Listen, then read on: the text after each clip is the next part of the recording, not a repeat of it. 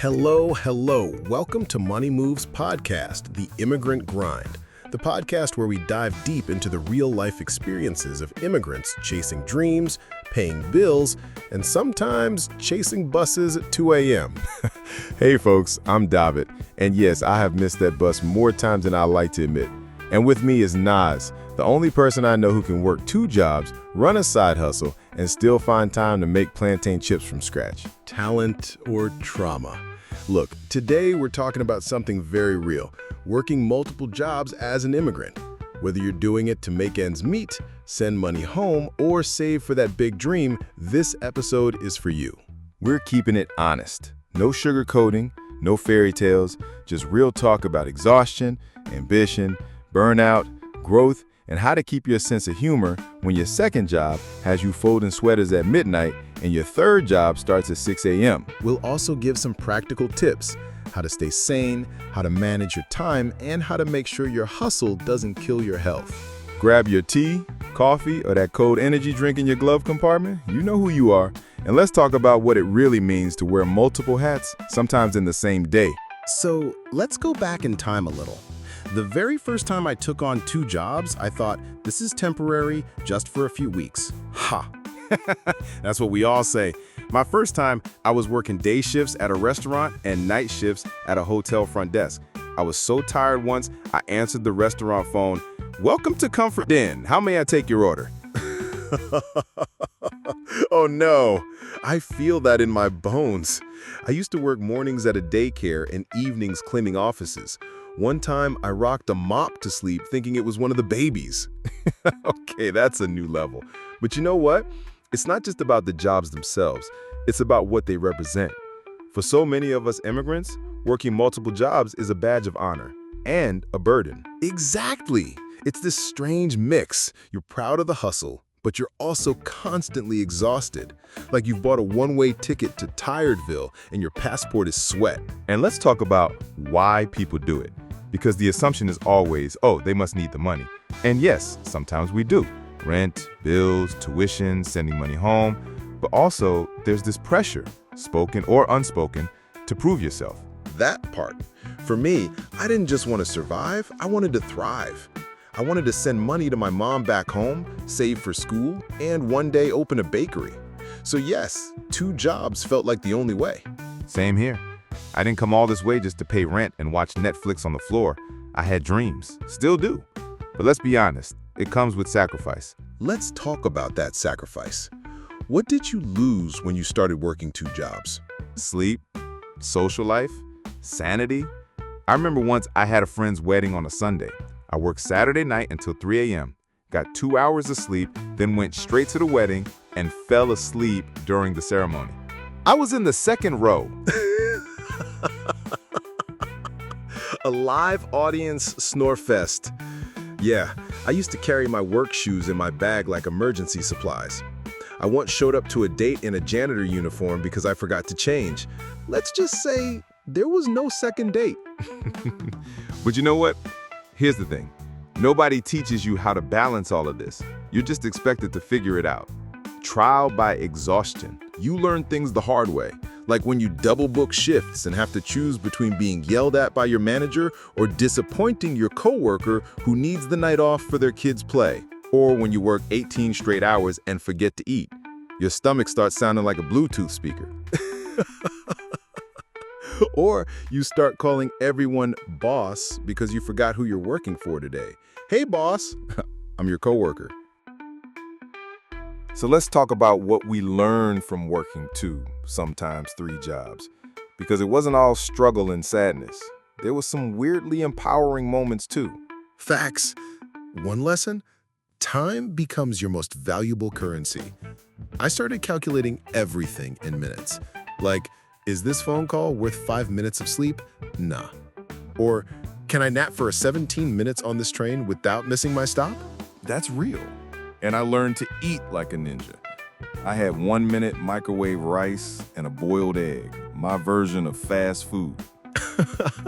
I mastered the art of eating while walking. I could down an entire sandwich while speed walking to a bus stop, like I was on Iron Chef, Immigrant edition.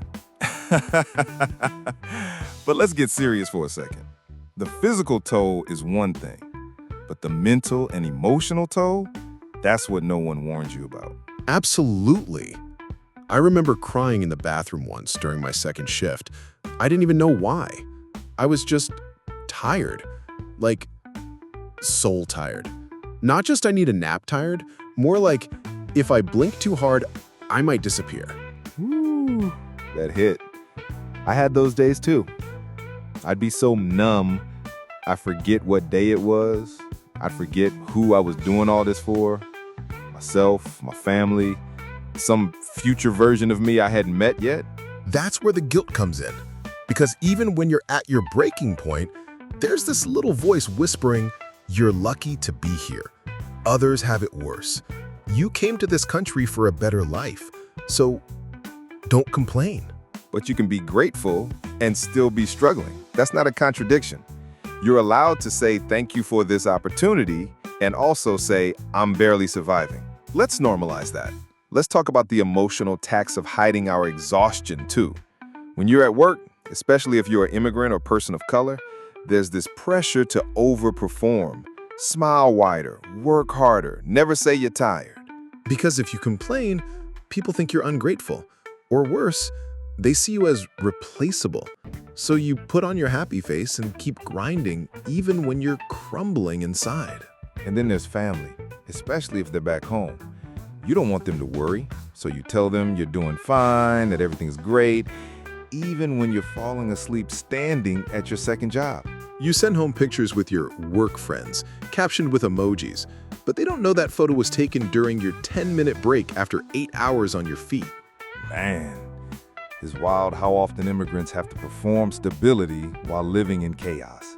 But here's the flip side. That hustle teaches resilience. You become someone who can handle more than you ever thought possible. You learn how to negotiate shifts, squeeze joy into tiny windows, and still chase dreams. I've seen people finish nursing school while working 2 jobs.